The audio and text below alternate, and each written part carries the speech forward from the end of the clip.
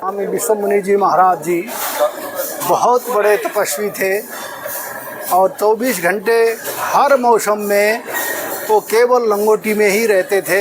सर्दी, गर्मी, भूख, प्यास, सब कुछ, बरसात, सब कुछ सहन करके वो ऐसे ही तपस्या में लीन रहते थे।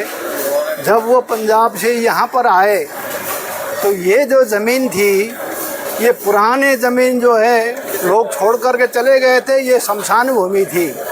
यहाँ पर उन्होंने 6 महीना तक पेड़ के नीचे रह करके 6 महीना तपस्या करी है। उसी ज़मीन को, जो मुसलमानों के कब्रिस्तान था यहाँ पर, उसी ज़मीन को उन्होंने अपने तपस्या के बलबूते से इतना विशाल स्थान में परिवर्तित कर दिया है। अब उनके तपस्या के फल स्वरूप अब ये भूमि से, इस ज़मीन से और इस आश्रम से इतने बड़े बड़े महान धार्मिक कार्य हो रहे हैं। ये सब विश्वमुनि महाराज जी के ही तपस्या का परिणाम है। उनको, उनके पुण्यतिथि के दिन पर हम उनको शत शत नमन करते हैं।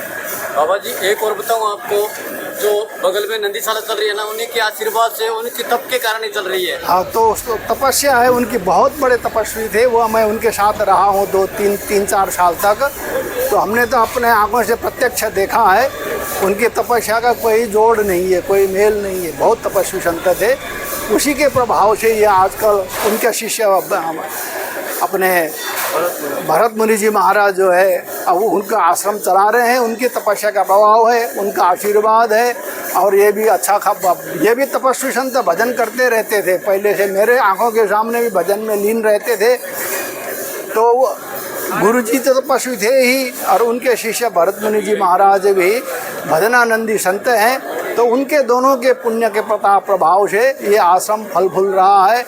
ये उन दोनों को मैं शत शत नमन करता। आज यहाँ सब गुरुदेव 1008 विश्वमुनि जी महाराज के बरसी पे सब श्रद्धालु, सब संत महात्माओं, उनका सब स्वागत।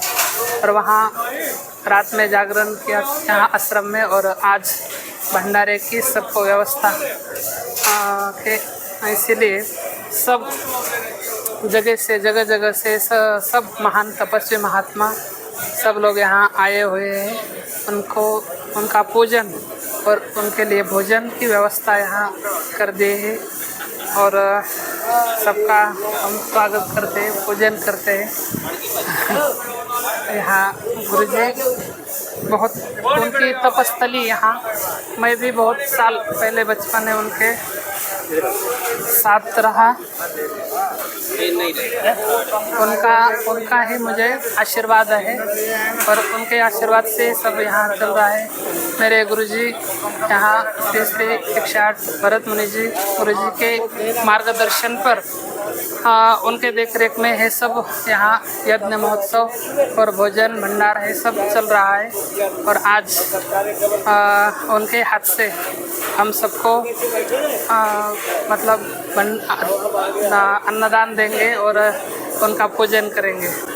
मैं आपको बताना चाहूँगा कि बाबा जी जो है महाराष्ट्र से, सिंधवाड़ी से है जी। इनको हिंदी कम आती है, तो मराठी के अंदर जितना मराठी मराठी के अंदर कितना लंबा कथावाचक है बाबा जी।